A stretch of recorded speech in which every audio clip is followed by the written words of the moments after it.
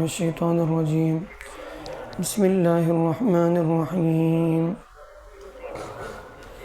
والذين يتوفون منكم ويذرون أزواجا وصية لأزواجهم متاعا إلى الحول غير إخراج فإن خرجن فلا جناح عليكم فيما فعلن في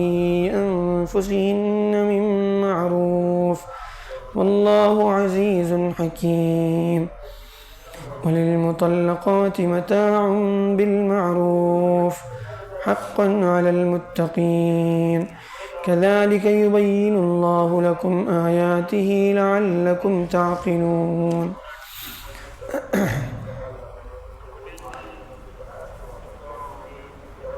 اور تم میں سے جس کا انتقال ہو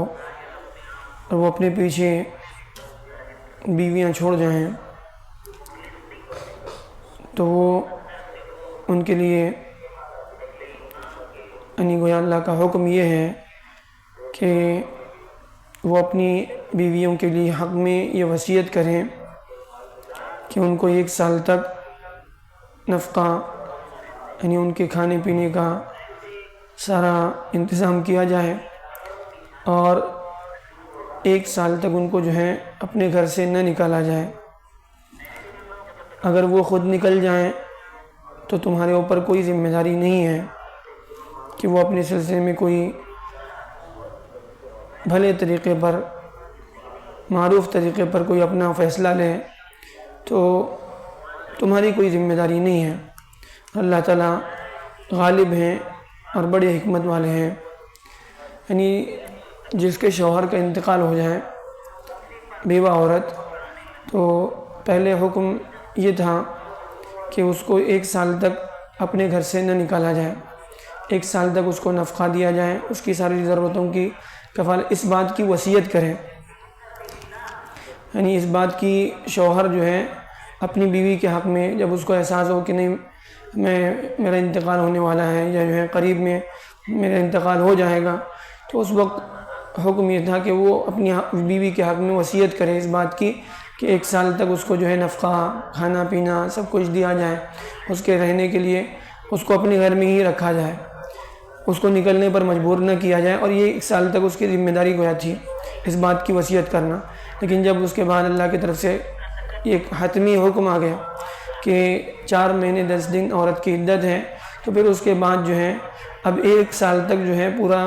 اس کو نفقہ دینا یہ کوئی ضروری نہیں ہے، لیکن بہتر یہ ہے کہ عورت اگر جو ہے رہنا چاہتی ہے تو اس کے نفقے کا انتظام، یہ وصیت پھر بھی یہ حکم باقی رہے گا، لیکن واجبی نہیں ہے کہ 1 سال تک اس کا نفقہ دینا، 1 سال تک اس کو اپنے گھر میں رکھنا یہ کوئی ضروری نہیں ہے۔ ہاں البتہ جو ہے بہتر ہے کہ اس بات کی آدمی وصیت کرے کہ اس کو 1 سال تک اپنے گھر میں رکھا جائے، اس کے نفقے خرچے وغیرہ کا سارا انتظام کیا جائے۔ فَإِنْ خَرَجْنَ پھر وہ خود سے نکل جائیں تو ٹھیک ہے، پھر تمہاری ذمہ داری نہیں ہے، وہ اپنے طور پر جو ہے اپنے مائکے میں یا کہیں اور رہنا چاہتی ہے، جو ہے وہ اگر کسی سے نکاح کرنا چاہتی ہے، اس کی عدت پوری ہو گئی ہے تو پھر اس کے بعد اس کے لیے گنجائش ہے، پھر تمہاری کوئی ذمہ داری نہیں ہے۔ اللہ عزیز حکیم، اللہ تعالیٰ غالب ہیں، یعنی ہر چیز پر جو ہے وہ اللہ کا فیصلہ غالب ہے، اور اللہ کا ہر حکم جو ہے حکمت سے بھرا ہوا ہے، یعنی اللہ کی طرف سے کسی بات کا حکم دیا جاتا ہے تو اس میں بہت ساری حکمتیں ہوتی ہیں۔ وَلِلْمُطَلَّقَاتِ مَتَاعٌ بِالْمَعْرُوفِ، اس کے ساتھ ساتھ پھر ایک بار آخر میں ساری جو ہے تفصیلات بتانے کے بعد اللہ تعالیٰ فرماتے ہیں کہ جو عورتیں جن کو تم طلاق دیتے ہو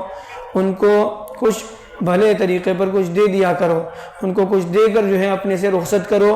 حقاً علی المتقین، یہ اس طرح سے جو ہے کچھ دے کر، کچھ مال دے کر جو ہے عورت کو رخصت کرنا یہ متقیوں کا حق ہے، متقیوں کے اوپر جو ہے اللہ تعالیٰ فرماتے ہیں یہ حق ہے۔ جب بھی آدمی طلاق دے تو کوئی بھی صورت ہو، جیسے کہ جو ہے اس کی تفصیلات آ چکی ہیں کہ آدمی طلاق دینے سے پہلے کن چیزوں کا خیال رکھے، کن مراحل سے گزرنے کے بعد آخری درجے میں اگر طلاق کی نوبت آ بھی جائے تو طلاق دیتے وقت کچھ مال دے کر ہی جو ہے اس کو رخصت کیا جائے، اور یہ حق ہے اللہ کی طرف سے جو ہے ان لوگوں پر جو اللہ سے ڈرتے ہیں، تقوی کے ساتھ دنیا میں زندگی گزارتے ہیں۔ كذلك يبين الله لكم آياته، اللہ تعالیٰ فرماتے ہیں اسی طرح سے اللہ تمہارے لیے اپنی نشانیوں کو، اپنی آیتوں کو کھول کھول کر بیان کرتا ہے تاکہ تم عقل سے، سمجھ سے کام لو۔ اللہ تعالیٰ ہمیں ان آیتوں سے صحیح سبق لینے والا بنائے۔